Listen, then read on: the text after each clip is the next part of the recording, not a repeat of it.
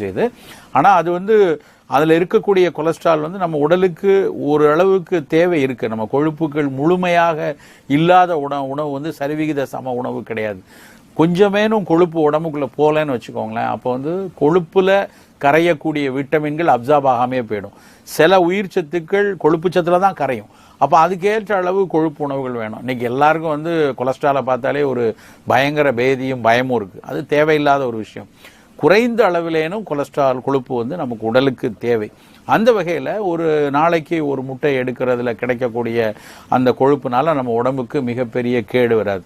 இன்னும் சில பேர் என்ன சொல்கிறாங்க அப்படின்னா, சில ஆய்வு கருத்துக்கள் என்ன சொல்லுதுன்னா, முட்டையிலிருந்து கிடைக்கக்கூடிய கொழுப்பு சத்தில் கூடுதலாக நல்ல கொலஸ்ட்ரால் கிடைக்குது. இது வந்து கெட்ட கொலஸ்ட்ராலை உயர்த்துறதில்லை. அதனால் ஒரு அன்றாடம் வாரத்துக்கு ஒரு 3 நாள் 4 நாள் முட்டை எடுத்துக்கொள்றதுனால பெரிய தீங்கு கிடையாது அப்படின்னு சொல்லி சில அறிவியலாளர்கள்லாம் சொல்கிறாங்க.